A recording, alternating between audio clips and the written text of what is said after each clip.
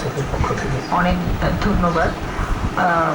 School sanitation hygiene education এটা বলতে গেলে আমরা সরকার এবং ইউনিসেফ, অথবা আমরা খুব সহজ কথায় বলি জিওবি ইউনিসেফের একটি প্রকল্প, যেটা সরকারের তরফ থেকে আমাদের পাবলিক হেলথ ইঞ্জিনিয়ারিং, জনস্বাস্থ্য প্রকৌশল, আবার অন্য দিক থেকে আমরা এই প্রোগ্রামটা আরম্ভ করেছিলাম আমাদের প্রাথমিক বিদ্যালয়ে। সেই দিক থেকে আমাদের প্রাথমিক বিদ্যালয়ের যে ডাইরেক্টরেট এবং ইউনিসেফ এই কাজটা যৌথভাবে আরম্ভ করা হয়েছে। এই প্রোগ্রামটির মূল বিষয় যেটি, সেটি হলো আমরা আমাদের বাচ্চাদেরকে, যারা খুব ছোটবেলায় স্কুলে যাচ্ছে প্রাথমিক বিদ্যালয়ে, সেখান থেকে আমরা আরম্ভ করি যে এই প্রোগ্রামে প্রাথমিকভাবে বিদ্যালয়ে তারা থাকা অবস্থায়, পড়ালেখা করা অবস্থায় নিরাপদ পানি এবং স্যানিটেশন ফ্যাসিলিটির অধিকার তাদের আছে। এটা তাদের সুস্থভাবে পড়ালেখা চালিয়ে যেতে সাহায্য করে। কাজে আমরা মনে করি অবশ্যই প্রতিটি বিদ্যালয়ে, অথবা আমরা আরো একটু স্পেসিফিক বললে প্রতিটি প্রাথমিক বিদ্যালয়ে অবশ্যই এই সুবিধাগুলো থাকতে হবে। এটা তাদের একটা দাবি। সেই সাথে কি করতে হবে, শুধু থাকলেই হবে না, সেটা আমরা দেখেছি। তাদেরকে আমরা শেখাবো বা তাদেরকে শিখতে হবে কিভাবে এই যে সুবিধাগুলো বা ফ্যাসিলিটিগুলো কিভাবে সঠিকভাবে ব্যবহার করা যায়, এবং এই ব্যবহারের মাধ্যমে তারা নিজেদেরকে সুস্থ রাখতে পারে। এবং সেখানের সাথে আমাদের কিন্তু একটা নিউট্রিশনের বিষয়ও আছে। যেমন আমরা গ্রামাঞ্চলে, আমরা জানি যে আমাদের দেশের বস্তি অঞ্চলে বা প্রত্যন্ত গ্রামাঞ্চলে আমাদের সকলেরই আর্থিক অবস্থা খুবই নিম্ন পর্যায়ে, এবং সেই ক্ষেত্রে জিনিসপত্রের দাম যখন আরো অনেক বেশি বেড়ে যাচ্ছে, আমরা জানি অনেক পরিবারের ছেলেমেয়েরা শাক পাতা খেয়েই হয়তো জীবন ধারণ করছে। এবং একই সাথে আমরা এটাও জানি গ্রামাঞ্চলে সেসব শাক পাতার মধ্যেও কিছু না কিছু একটু প্রোটিন আছে। তাইলে সেই বাচ্চারা যদি প্রাত্যহিকভাবে এই হাইজিনিক প্র্যাকটিস বা স্বাস্থ্য শিক্ষা, এটা যদি তারা নিজেদের এবং পরিবারের যদি এটা চালু রাখা যায়, তাহলে কিন্তু তারা ঘন ঘন ডায়রিয়াল, আমাশয় ইত্যাদি ইত্যাদি অসুখে ভুগবে না। এবং না ভুগলে পরে কি দাঁড়াচ্ছে, তারা যেটুকু খাচ্ছে সেইটুকু অন্তত তাদের শরীরে রাখতে পারে। এই দিক থেকেও একটা সহায়ক হয়। আমরা মনে করছি যে আমাদের প্রাথমিক বিদ্যালয়গুলো যেন ওই চারপাশের যে সমাজ, তার আশেপাশের যে বাড়িঘর, সেসব বাড়িঘরের জন্য, সেসব ছাত্রছাত্রীর জন্য যেন একটা, আমরা বলি রিসোর্স সেন্টার, অথবা এই বিদ্যালয়কে কেন্দ্র করে যেন আমরা ওই গ্রামাঞ্চলে বা ওই এলাকায় আমরা একটা নিরাপদ পরিবেশ আমরা গড়ে তুলতে পারি। কাজে ফাইনালি আমরা কি মনে করছি যে আমাদের বাংলাদেশে প্রায় প্রতিটি গ্রামে একটি না একটি প্রাথমিক বিদ্যালয় আছে, এবং সেই প্রাথমিক বিদ্যালয়ে যদি আমরা এই বিষয়টা সবাইকে বোঝাতে পারি বা চালু রাখতে পারি, তাই একদিক থেকে আমাদের সন্তানেরা ছোটবেলা থেকে সেই অভ্যাস নিয়ে গড়ে উঠবে, এবং সেই বিদ্যালয় থেকে ছাত্রছাত্রীর মাধ্যমে, শিক্ষক শিক্ষিকার মাধ্যমে, বিদ্যালয় পরিচালনা কমিটির মাধ্যমে তার আশেপাশে গ্রামগুলোকে আমরা যেন একটি নিরাপদ গ্রাম হিসাবে গড়ে তুলতে পারি। এই দিক থেকে এটিকে কেন্দ্র করে আসলে প্রতিটি প্রাইমারি স্কুলকে ওই এলাকাটার জন্য, ওটার যে পশ্চাৎভূমি বলা হয়, যে এলাকা থেকে ছাত্রছাত্রীরা স্কুলে আসে, সেই সম্পূর্ণ এলাকাটির একটি স্বাস্থ্যসম্মত এবং নিরাপদ এলাকায় গড়ে তোলা যায়, এবং সুস্বাস্থ্যের অধিকারী মানুষের এলাকা হিসেবে গড়ে তোলা যায়। আমরা এবারে ভিকারুন্নেসা নূর স্কুল অ্যান্ড কলেজের প্রিন্সিপাল রোকেয়া আক্তার বেগম, আপনাকে আমাদের প্রশ্ন, আপনার স্কুলে আসলে মেয়েদের স্যানিটাইজের ব্যবস্থাটা কিরকম? খুব বেশি ভালো বলবো না, কারণ 1 থেকে 12 পর্যন্ত তো আপনার টয়লেটের যে পরিমাণ, আমি যেটা ফিল করেছি নতুন চার্চে এসে, যে আরো বেশি টয়লেটের প্রয়োজন। আর যেটা দিদি বলছিলেন যে অ্যাকচুয়ালি ওখানে যে স্বাস্থ্যসম্মত উপায় কিভাবে বিধি ব্যবস্থাগুলোকে প্রয়োগ করা যায়, অর্থাৎ একটা 1, 2, 3, 4, 5-এর যে ছাত্রীরা বা ছাত্ররা, তারা যে টয়লেট ব্যবহার করবে কিভাবে, তাদেরকে যদি ওরা অনেক ছোট, তবে তাদেরকে একটু বোধহয় ট্রেনিং দেওয়া উচিত বা আমাদের বলা উচিত, তাকে একটু শেখাতে হবে যে তুমি টয়লেট করার পর ফ্ল্যাশটা টেনে দিবে। অনেক সময় নখে কিছু রোগ জীবাণু থেকে যায়, তাহলে সাবান দিয়ে যদি সে ঘষে ঘষে হাতটা ভালো করে দেয় তাহলে নখে সেই রোগ জীবাণুটা থাকতে পারে না। কারণ হচ্ছে যে বাচ্চাদের অনেকগুলো বাচ্চা একসাথে আছে, সুতরাং এখানে রোগটা ছড়িয়ে পড়ার সম্ভাবনাটা খুব বেশি।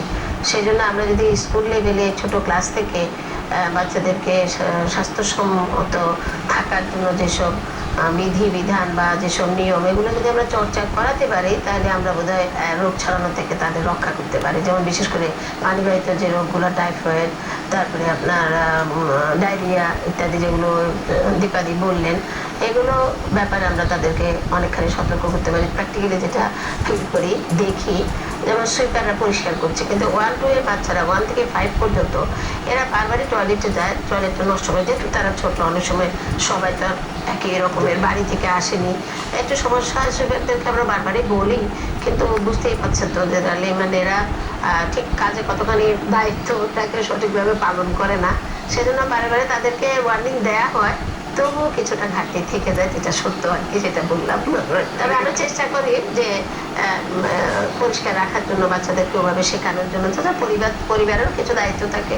তবে বিজ্ঞান স্কুল বা এই ধরনের সমমানের যতগুলো স্কুল কলেজ আছে, এখানে বেশিরভাগ বাচ্চারাই তো বিশেষ ফ্যামিলি থেকে আসে, বাড়ি থেকেও তারা কিছুটা ট্রেনিং প্রাপ্ত হতে পারে, মা বাবারা একটু সতর্ক হতে পারেন এইসব ব্যাপারে। তারপরে এছাড়া শুধু টয়লেট ব্যাপার না, পোশাক আশাক পরিষ্কার, পরিচ্ছন্নতা। যেমন আমি কিছুদিন আগে পুকুরের কথা বলা হলো যে আপনারা একটা কোম্পানি ট্রেনিং দিতে চাচ্ছে, ওই কোনো একটা বোধহয় শ্যাম্পুর বিজ্ঞাপন হবে এবং ডাক্তার এসে ট্রেনিং দেবে না, সেটা একটা উনি আমাকে যা বুঝালেন সেটা কিন্তু একটা মারাত্মক ব্যাপার। পুকুর এই যে রক্ত শুষে নেয়, আমি হিসাবটা ভুলে গেছি, উনি আমাকে বলছেন যে ডেইলি কত রক্ত শুষে নেয়, এটা কিন্তু আমরা বুঝতে পারি না। তো আমার মনে হয় এইসব ব্যাপারগুলো কিন্তু স্বাস্থ্যজনিত কারণের সাথে জড়িত। আপনাদের স্কুলে ছাত্রের সংখ্যা কত? আমাদের স্কুলে ধরেন আমাদের তো অনেকগুলো শাখা আছে, সব মিলিয়ে প্রায় 15,000-এর কাছাকাছি। একটা সময় একটা শিফটে কত, সর্বোচ্চ কত ছাত্রী? অবকাঠামো অনুসারে আপনার কম বেশি আছে, যেমন 2200 আছে আজিমপুর শাখায়। যখনই যে ফ্যাসিলিটির মধ্যে ছাত্রীরা ক্লাস করছে, আপনার কি মনে হয় ঠিক ওই সময়, মনে করুন একটা সময় 2000 ছাত্রী ক্লাস করছে, সেই সময় যে টয়লেটগুলো আছে, বললাম যে আসলে ঠিক পর্যাপ্ত নয়। আমরা এখনই পরিচালনা পরিষদকে বলছি যে টয়লেটের সংখ্যা আরো বাড়াতে হবে এবং টয়লেটটা আরো একটু উন্নত মানের করতে হবে।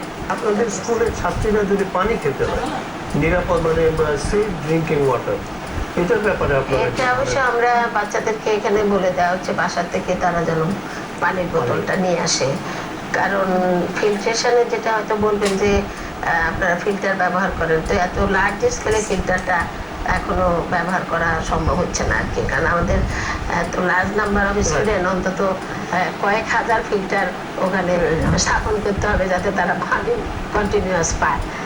এই ব্যাপারে অবশ্যই আমরা এখন একটু পিছিয়ে আছি, ওদেরকে বলা হচ্ছে বাড়ি থেকে বোতলে করে পানি নিয়ে আসতে। আপনার কাছে একটু জানতে চাই, আপা আমাদের এখন অনেক জায়গায় দেখা যায় যে আমরা কোথাও টয়লেট ইউজ করতে গেলে ন্যাপথলিনের গন্ধে বোঝা যায় যে এটা একটা টয়লেট, কিন্তু স্কুল কলেজে দেখা যায় যে প্রস্রাব বা অন্য আদার্স দুর্গন্ধে বোঝা যায় এটা টয়লেট। এইটা কেন?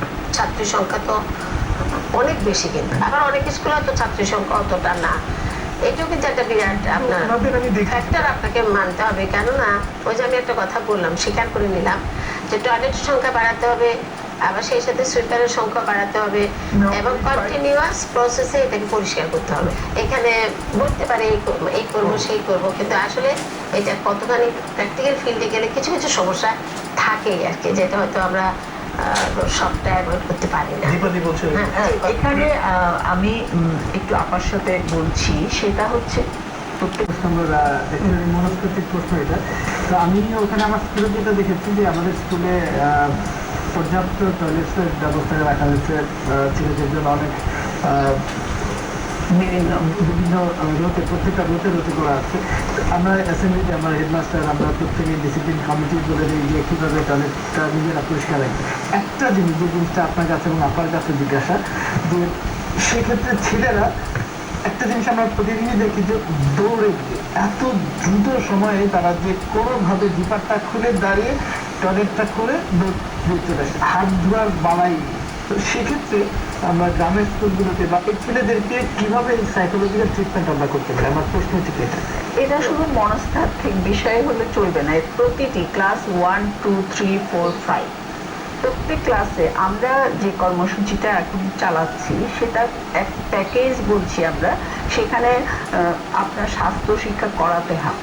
আপনি টিচার হিসাবে আপনি ক্লাস 1-এর বাচ্চাদেরকে, যেসব বাচ্চারা যাদের বাড়িতে ল্যাট্রিন নেই, ল্যাট্রিন জীবনে দেখেনি, সে কিন্তু একটি ল্যাট্রিনে গিয়ে কোনভাবে বসবে সেটাই সে জানে না। কারণ এখানে কি আছে, আমরা যখন বলছি হাইজিন লেসন একটা থাকবে প্রতি সপ্তাহে, একটা অন্তত লেসন প্রতি ক্লাসের জন্য সেপারেটলি। সেখানে ক্লাস 1-এর বাচ্চাদেরকে আমি শেখাবো লাইন ধরে, ওই ক্লাসরুমে হবে, নট নেসেসারিলি বাইরে হবে। টিচারই বলে দেবেন যে তুমি কিভাবে কোন দিকে মুখ করে বসবে, কোন হাতে তুমি বদনাটা ধরবে, কোন হাতে তুমি পানি খরচ করবে। তুমি যদি পায়খানা করার চেষ্টা করো বা ইচ্ছা হয়, তাইলে অল্প পানি দিয়ে এটা একটু ভিজিয়ে নিতে হবে। সেটাই তো হবে। না, বিষয়গুলো কিন্তু খুবই ছোট ছোট বিষয়। শেখাতে হবে। ওরা কিন্তু আচ্ছা, জানে। ক্লাস আর বিষয়টি ই নয় বোধ হয়, এটা মনস্তন্ত্রের বিষয়, এটা একদম পিওর এন্ড সিম্পল হাইজিন। তাকে জীবাণুর কনসেপ্টটা দিতে হবে, জীবাণু কিভাবে হলো রোগাক্রান্ত করে সেই কনসেপ্টটা তাকে দিতে হবে। যদি সে এই জিনিসটা বোঝে করবে এবং তাকে প্র্যাকটিসগুলো বারবার আমরা যেমন অঙ্ক, আপনি তো শিক্ষক, আমরা যেমন অঙ্ক করাবার সময় একবার করিয়ে শেষ করে ফেলি না, 2বার করাই, 3বার করাই, তারপর ভুল করে। ঠিক এটাও এক ধরনের, যদি আমরা হ্যাঁ, এবং এটা শিক্ষকদের ভূমিকা এখানে খুব বড় বলবো না আমি, একমাত্র ভূমিকা। একটা হচ্ছে যে তার hygiene lesson, side by side তাকে আমার নিরাপদ পানি, স্যানিটারি ল্যাট্রিন এইগুলি দিতে হবে। আমি যেটা শেখাচ্ছি সেটা যেন সে চর্চা করতে পারে। এবং আরেক নাম্বার হচ্ছে, আমরা বলছি স্কুলটা কিন্তু আমার কমিউনিটি থেকে আলাদা কোনো বিষয় না, এটা কিন্তু ওই কমিউনিটির লোকজনই তো, তারাই তাদের বাচ্চাদেরকে স্কুলে পাঠাচ্ছে। তাইলে আমাদের আরেকটা আমরা যেটা করেছি সেটা মানে বিশেষভাবে অ্যাপ্রিসিয়েটেড হয়েছে বিভিন্ন জায়গায়, সেটা আমরা বলছি স্টুডেন্ট ব্রিগেড। আমরা বলছি ক্লাস 4 এবং 5 থেকে ছেলে মেয়েরা আসছে, তাহলে ওই ছেলে মেয়েদের নিয়ে যদি আমরা একটা দল করি এবং সেখানে আমরা বলছি যে তারা বিদ্যালয়ে যা কিছু শিখছে সেটা তার নিজের এলাকায়। প্রত্যেকটা ক্লাসকে একটা করে ইউনিট, ব্রিগেড বললেন, একটা করে ইউনিট ধরে ওদের প্রত্যেক সপ্তাহে ওই ছেলেগুলোর ডিউটি রোস্টার করে দেওয়া আছে যে ওরা তার ক্লাসরুমটা, জানালা গ্রিলটা, স্টুডেন্ট ফ্যানটা পর্যন্ত ওরা পরিষ্কার করে। আপনারা কিছুক্ষণ আগে বলেন যে ছেলেরা হয়তো কাজ করে না, টয়লেটের ব্যাপারগুলো, এগুলো হয়তো শুধু মেয়েদের। আমরা আমাদের ছেলেদেরকে স্কুল থেকে এই জিনিসগুলো প্রথম কিন্তু গার্ডিয়ান দিক থেকে বেশ কিছু আমার ছেলে, আমি এত বড় লোক, আমার ছেলেকে দিয়ে ঝাড়ু দেওয়াবে, আমার ছেলেটা ময়লা পরিষ্কার করবে, একটু এসেছিল। কিন্তু আমার হেডমাস্টার এবং আমরা মিলে সবাই বুঝিয়ে যে ওর নিজের জন্য, ওর পরিবেশটাও নিজস্ব। তো ও যদি এখন থেকে কাজটা করতে অভ্যস্ত হয় তো কখনোই পরনির্ভরশীল থাকবে না। আর আমাদের একটা তো মেন্টাল কনসেপ্ট আছে যে কাজের মেয়েরাই সবসময় কাজগুলো করে। তো আমার পরিবেশ আমাকে রক্ষা করতে হবে, সেই জন্য আমরা ছোট থেকে একদম প্লে গ্রুপ থেকে আমাদের ছোট ছোট বাচ্চারা খুব মজা লাগে দেখতে, যে ঝাড়ু নিয়ে সুন্দর নেকড়াটা নিয়ে গ্রিলটা মুছে পরিষ্কার করছে। এবং দলগতভাবে আপনার যেটা বললেন যে এত লিডারশিপ এবং ওরা প্রাউড ফিল করে যে আমি আমার কাজ তো করছি। এবং এটার উপর আমরা একটা মার্ক রেখেছি যে কোন টিমটা ভালো করলো, কোন টিমটা ডিসিপ্লিন। গুড আইডিয়া, এটা সব স্কুলে যদি এরকম করা যায়, হ্যাঁ খুবই খুবই ভালো হবে। এদের ওরা কি টয়লেটও সাফ করে? টয়লেটটা করতে চাইবে না, খুশি। যদি আপনার কাছে প্রশ্ন, জি বলুন। ঢাকা শহর বাদ দিয়ে সারা বাংলার প্রত্যন্ত অঞ্চলে যে সমস্ত স্কুলগুলো আছে, এগুলা এই সিস্টেম বর্তমানে যেটা আছে, ওখানে অনেক জায়গায় ল্যাট্রিন আছে বা নাই। তো সেইখানে যদি এইভাবে, আমি দিদির সাথে একমতের কথা বলছি যে এটাকে যদি স্কুল ওয়াইজে, স্কুলের শিক্ষক, অভিভাবক এবং